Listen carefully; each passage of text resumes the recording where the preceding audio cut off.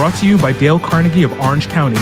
This is the 411 on Leadership podcast, where we discuss common sense leadership practices with executives in Southern California to transform you into the leader people want to follow. Hey, this is the 411 on Leadership podcast. My name is Steve Thomas, here with John Campbell to my right. And today we're going to be talking about inclusive leaders are team-oriented. Hey, quick stats here from Deloitte research. They say organizations with inclusive cultures are 2 times more likely to exceed financial targets, 3 times more likely to be high-performing, 6 times more likely to be innovative and agile, and 8 times more likely to achieve business outcomes. So we get to have a discussion with our guest today on what it means for leaders to be team-oriented so that we could take advantage of having these things happen at our organizations. And so, John, how's everything going, my friend? How are you doing? We're good. We're excited to be here once again to talk through the importance of inclusivity and why does it matter to you and your teams. And as you mentioned, the next aspect to it. But before we get to that, we want to remind you that if you're watching the show, listening later, that you like, subscribe, include your comments, because we want to hear from you. You are part of the show, and we'll do our best to get to your questions or your comments on that as we go through this. We also want to say a big shout out to Sitch Radio. Sitch has brought the 411 on Leadership podcast to you. They're the ones that make it happen. So make sure that you look at the notes here. If you've got any thoughts or ideas, if you've never thought of being on a podcast, but you know what, you've got stuff to bring to the table, reach out to Brian and he'll make it happen. All right. Well, listen, this is an interactive podcast. So if you do have any questions, go ahead and please post that in the chat. Also, please like and subscribe if you're enjoying the content that we're putting out. We want to hear from you throughout this podcast. This definitely helps not only our podcast to grow, but really to make sure that we are providing value to you as a leader and just being a source of encouragement and inspiration to you. So as we're starting our conversation today, we're so excited to have with us Dr. Anita Polite-Wilson. She is a friend of the show. She's been with us before. She is the CEO of Dr. Anita Enterprises, and she helps leaders and teams in high-stress situations successfully navigate complexity and change together. And so she's definitely known for her work in the diversity, inclusion, and belonging space, and has worked with organizations such as the Ririg Pacific Company, CBF Labor Law, the Women's Presidents Organization, Network of Executive Women, and Sony Entertainment, just to name a few. She's also the founding member of the LA NHRA Diversity Council. She's an advisory board member to Lady Institute of the Arts, as well as the advisory board member of Men Who Mentor. We can go on and on because she's got so much more, but we're just so excited to have her join us on the show to have this conversation. Dr. Anita, how is everything? Welcome back to the podcast. Thank you, Steve. I'm so excited to be here. And John, it's good to finally get in here in the studio with you as well. Yes, absolutely. Excited to get a chance to talk and share and learn from you today. Thank you. Yeah, John has, last time that Dr. Anita was on, John had the pleasure of watching you also online as we were having the discussion, and so just to have you in was awesome. So let's dive into this. Let's go about where we're talking with leaders and how we can be more team oriented. And so when we talk about this issue of being inclusive, we've been asking different leaders throughout these last podcasts that we've had. What does being inclusive mean to you? And how does the fact that we are to have this team-oriented mindset, how does that fit into that? I love the question because just a couple of weeks ago, I was working with a client and I was giving them a 2-day DE&I training. And in the middle of day 1, someone said, wow, this feels more like leadership. That's right. Because regardless of who you're talking to, who you're dealing with, it's about leadership. So to answer your question, I see inclusive leadership as number 1, valuing every voice, and number 2, consistently exhibiting human affirming behaviors. What does that mean? Well, there's a little book that I love. We didn't pay her to put this out, folks. They did not, but it's true. It is Dale Carnegie's Golden Book. And This is a book that a very dear friend of mine went great lengths to make sure that I could get. And when I look under the be a leader topic, these are the two things that come to mind. Number 25, ask questions instead of giving direct orders, right? And in particular, when it comes to feedback, ask those empowering questions so that people can learn from their own experience. And then the second one is number 28, give the other person a fine reputation to live up to. In other words, assume best intent. Now, when we talk about intent, we always have to balance that with the impact that we actually have on people. But going back to what being an inclusive leader means to me, valuing every voice and consistently demonstrating human affirming behaviors. And that's so important, as you mentioned, getting feedback, like almost an everyday feedback, to make sure that not only are we understanding the people that we're leading, but then they're also giving us feedback. And I'll throw this to you, John. Remember, one thing that I learn more as I delve deeper into the subject of diversity and inclusion and belonging, because I'm familiar with a lot of it, but then it's matching the terms to the definitions. And one of the things I've learned there is the idea of identity cover, and the fact that people typically would hide they would hide instances of themselves. Like, for instance, let's say they're Muslim.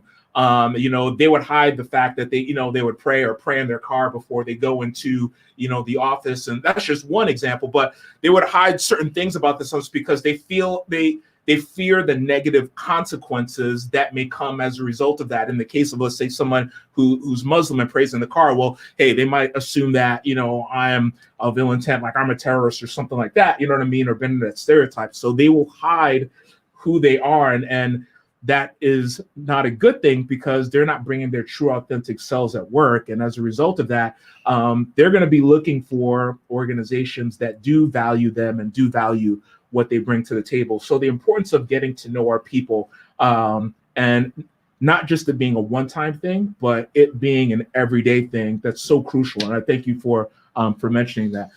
Yeah, and I really appreciate Dr. Anita, because this week in particular, when we're talking about being team-oriented, I remember on the first show, if you haven't watched it yet, make sure you go back and take a look at it. You also brought in belonging and the importance of feeling like you are a part of the team. Talk to us a little bit. What does that look like in particular? We know that so many organizations, especially the bigger they get, they've got to have a team. And what does that feel like on the person to feel like they are not just included, but they belong? I focus a majority of my work on belonging. And you can have diversity, you can have inclusion, but that doesn't mean you feel a sense of belonging. So back to your point about people who are stereotyped and being seen as other, and what other means to the person that's watching and not the right. It's important that part of demonstrating inclusive leadership traits is about how you act. And that's a short acronym that I have. Approach people with an open heart. And at this point, it really is about you. What assumptions, interpretations, and limiting beliefs do I need to suspend so that I can approach someone else with an open heart? And then it's connect to understand. Too much we are moving and operating and engaging with people based on our own understanding and not a true understanding of the other person. And then thirdly, tapping into diversity by being culturally curious. And in this day and age, when we talk about organizations, especially now that so many people are remote and we don't necessarily have the benefit of one-on-one engagements as often as we used to, now it's not only being culturally curious about how we present, but I need to be culturally curious about the subcultures in the workplace. What is a subculture of executives? What is a subculture of engineers? What is a subculture of office professionals? So that we can understand there are different standards and norms within which these subcultures operate. So now it's the individual, the team, and functions within the organization that help us to be more inclusive leaders. Can you, before Steve, can you say the ACT again so that our listeners can understand? Yes, ACT stands for approach others with an open heart. Again, it's focusing on yourself and whether or not you are able to suspend assumptions, interpretations, and limiting beliefs in regards to other people. Connect to understand, not necessarily to be understood, and particularly not necessarily to respond, but to understand. And then tap into diversity by being culturally curious, not only of individuals and how we present, but of the organizational subcultures that also exist. As you mentioned that, it comes as a reminder of a couple of Dale Carnegie principles. And what I love about those principles that they're just timeless. And going to what you're saying is like, We talk about, the principle of being genuinely interested in other people. And if we're genuinely interested in other people, then we are going to, take that time to understand where they're coming from, their backgrounds. And again, it's not just, race, and it's actually more than that. Or we talk about, genders.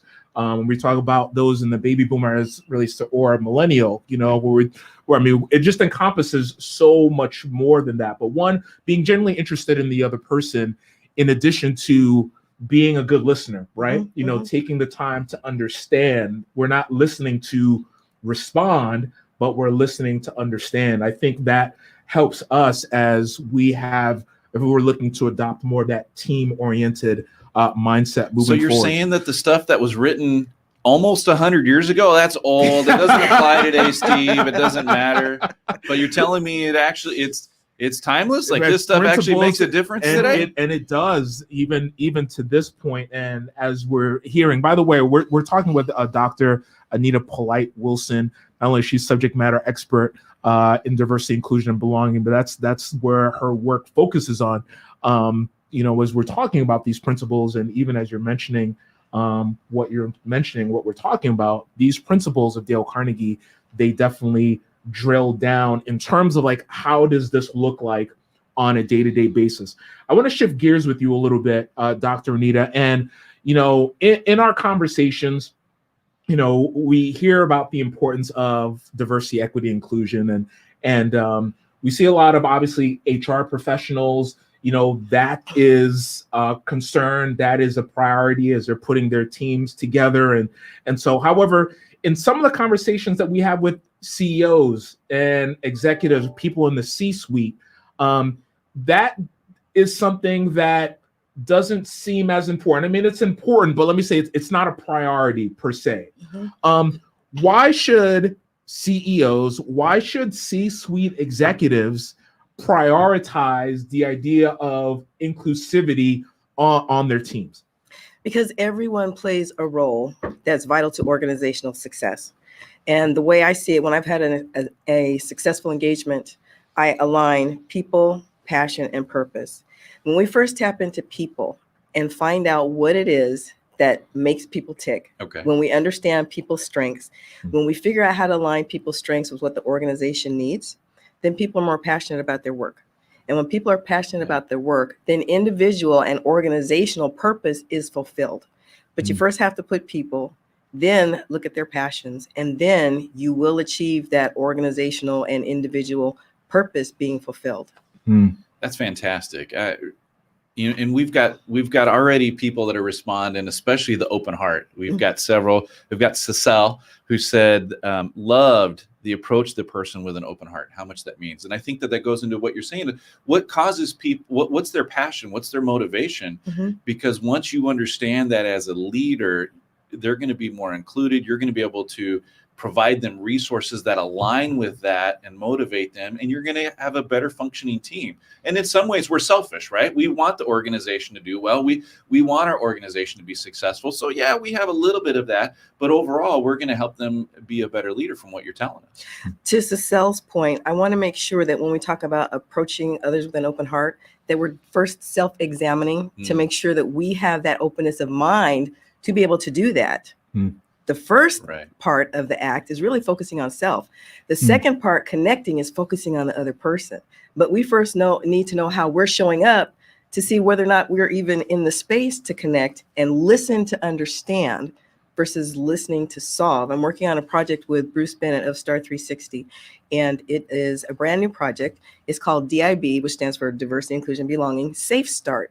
And it's an opportunity for people who say, wow, I really want to get involved in this, but I don't know what questions to ask, to just go ahead and be vulnerable and ask the questions and set aside that I don't know what question to ask next by listening to understand. Because when we listen to understand, the next question will present itself. It's not a matter of necessarily following a formula of I need to ask a who, what, when, where, why in the right order. But based on what you're telling me, if I'm listening to understand, the next question will present itself. What would you say, and just to do make another shift here, little bit, Dr. Anita. In your experiences, especially when it comes to having and we don't want to just call it a diverse team, because I believe that you can have a diverse team without being inclusive. And so what would you say are some of the dangers that you've seen or that you've experienced in the organizations and teams that you've worked with? What are some of the dangers of not having an inclusive team? Overlooking the value that people bring due to the assumptions, interpretations, and limiting beliefs of ours that we apply to others.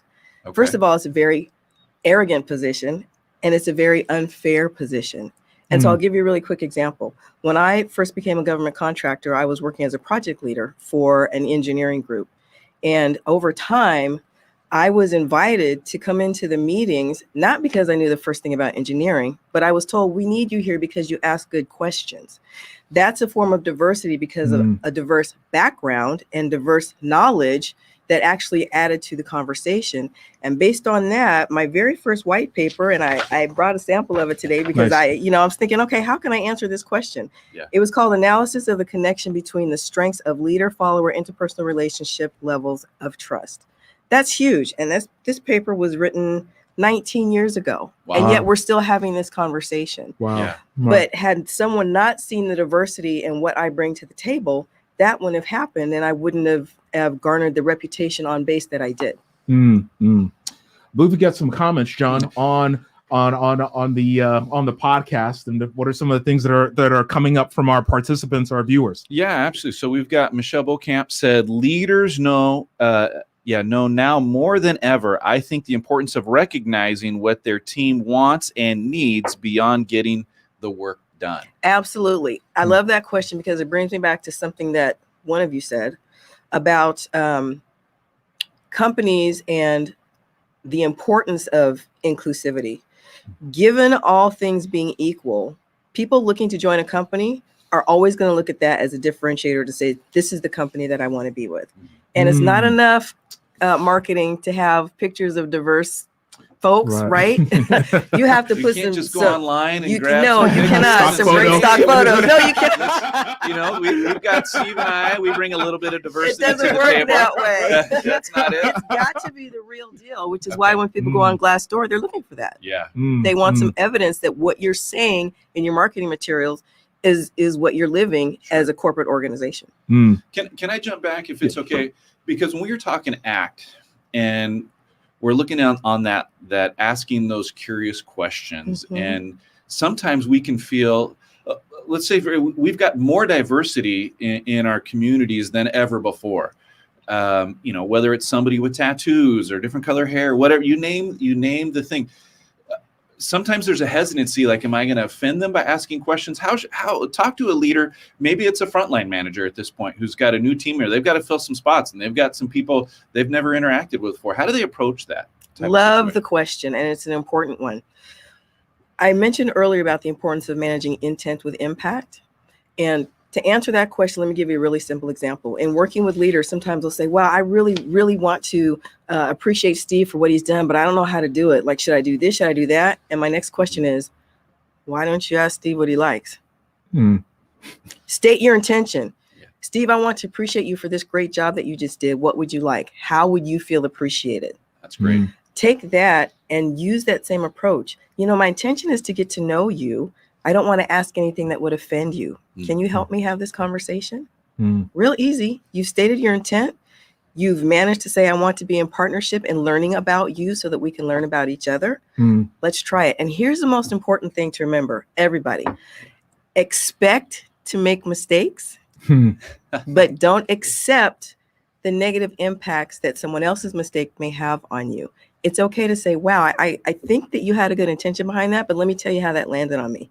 How else are you going to have a relationship unless you communicate with authenticity and transparency, and most of all, with understanding and kindness? One of the things we talk about, in terms of like in engagement, because really that's what it is. I mean, it's just bringing up the engagement, which you mentioned, things that we work, with our clients, as well as just what you mentioned as it relates to, we call that interview, right? When we're having those conversations, and mind you, they're not having to take like 30, 40, 50 minutes. I mean, some of these things could happen in less time than that because it's obviously we've got to be on the go. Things are happening. However, asking those questions and having that type of dialogue where we're getting to those answers. Okay, well, how do you want to be appreciated? What are the things that most resonate with you? I think it's huge. I think it's important. In addition to that, one of the things that we also talk about as well is just that recognition piece. And that is just so key on how we do that. I mean, one of the things that,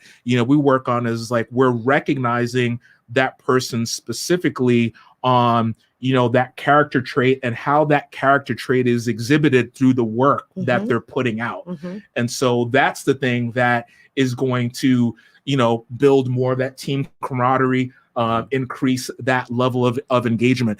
And so we're talking again with Dr. Anita Polite-Wilson, CEO of Dr. Anita Enterprises. And if you have a question or if you're liking this content, please go ahead and click like. If you have a question, go ahead and put that in the comment section as well. We will make sure that we are addressing it during this interactive podcast. And do we have any questions or any comments, Sean? That we've got lots of comments that are coming through. So one of them from Jason Perez says, "Got it, Dr. Anita. You are a superhuman. Your words always make me feel better." Very grateful. Yeah. You know what? So Jason, I love you, man. Jason and I used to work together at one of the organizations where I was a contractor. And Jason is someone who honestly made everybody feel like they were important. He valued your voice. He noticed you. And just talking about Jason right now reminds me of an interaction that I had with a client group about 3 years ago. And someone in that group had the privilege of actually working under the leadership of, at the time, Colin Powell. And they said what made his leadership so effective was he spent at least 1 minute with everybody that he saw, asking about their family, asking about their work situation, asking was there anything that they needed. It only took 1 minute as he was going where he was going. Now, typically when we're going where we're going, what are we doing? We're texting and we don't even see the person next to us. Hey, how you doing? And we don't even listen for a response. It only takes 1 minute. That's all. It's an investment of someone else. And you don't know. Here's the other thing. When people come to work, another reason that a sense of belonging is so important, you don't know what kind of hell people live through to get to work. And when you think about the fact that we spend so many more hours with our work families than we do our home families, it would behoove us to make sure that we've got an environment where people can feel safe to unmask, to not cover and be themselves. And that's why the bottom line is so enriched when you have diversity and people feel a sense of belonging because they're like, okay, I can bring my whole self in here and knock it out of the park and leave happy because I've made a difference. It's amazing. And you touched on even at those senior levels of leadership and the importance of that 1 minute. The higher you go, the more important it is on the rest of your team and your staff for them to go, wow, he took the time to stop and say hi. I remember early on in my career, we had a CEO that was like, it was about once a month, once a quarter, would walk through the departments and just say hi. Whoever was in the office that day, stop in, say hi, take those 30 seconds. We knew what he was doing, but it meant a lot because it felt like you had a connection. And I thank you for sharing that because it is an important thing. It goes back to that old principle, right? Nothing's new. Management by walking around. Do you care enough to just come by and even say, hey, how's it going, everybody? And mean it when you get an answer that doesn't necessarily tickle your ears and then do something about it. Can I ask a question? Because sometimes we think we've got it all together. We've attained a certain level of leadership. We're here because we know what we're doing. We pat ourselves on the back, whether we want to admit it or not. But I'm a senior VP. I'm on the C-suite level. But sometimes we have blind spots, and especially when it comes to these areas that you've identified here on our team, and it's inclusion and belonging. How do we approach that? How do we uncover our blind spots as a leader? What are some ways that is there some practical ways that we can do that? I love the question because just this morning I was thinking about that very thing. When I work with emerging leaders, I remind them that at the C-suite level, they're not necessarily there because they know the details of what you're doing. So it's an opportunity, although they've been there and they're familiar with that, it's an opportunity for you to show your value and remind them of things that they're now several layers removed, and that's okay. So to answer your question, leaders need to remember that when they arrived in the C-suite, they didn't come knowing everything that they, right? And even now that they are in the C-suite, they still don't have all the answers because business is too fluid. Life is too fluid. We're still dealing with VUCA, volatility, uncertainty, complexity, ambiguity, right? And so we're always in the process of learning. So the most impactful leaders that I've had in my life have had the grace and the trust in me to let me see when they've been human and to share with me, well, when I did this, and I'm like, you screwed up like that the way I did? They're like, yeah. How do you think I learned how not to do it again next time? And so the more human our leaders can be, the more approachable, the more touchable, that's really how you cultivate those meaningful relationships with people. To your point, practices to transform into leaders that others want to follow, to be the type of leader that will, your folks will go to the wall for you. And I have been very blessed in my life to have several leaders like that. You know, it reminds me of just the conversations we've recently been having. One, we've had it with Charles Antis, who runs Antis Waterproofing and Roofing. When we talked about self-awareness, and then we also talked with Dave Welch regarding, you know, the idea of being self-aware as well, who's the CEO of Bespoke. And so, you know, being aware and knowing where we are, I mean, that is the beginning step. So as we, you know, begin to wind down this conversation, as we look at that next step for us as leaders who want to have more of that team-oriented focus and mindset, what is that practical first step that they can institute this week to adopt a mindset that's team-oriented? And when we talk about team-oriented, we're talking about making sure we're providing room for any member of our team to be, you know, to feel like they can bring their authentic self to work. I would say what you can do this week is to seriously implement that really short, simple acronym ACT. Approach others with an open heart, which again starts with situate yourself in the conversation before it even starts, and identifying some things that you might need to suspend, and then connecting with others truly by listening to understand. We all know that you're at the C-suite level because technically and skill-wise and professionally, you've gotten there. Great. You know, nobody's ever going to deny that of you. However, I think as leaders, the biggest opportunity we have is to remember that we are human and that we do work with other humans. And when you connect authentically with other humans, again, they are going to do leaps and bounds ahead of what your expectations are. So to your question, I really think that, and this is in no way to disrespect leaders, but to remind you, nobody's questioning why you're there technically. How are you proving why you're there as a leader? And that might encourage you to think about how you're feeding your leadership soul.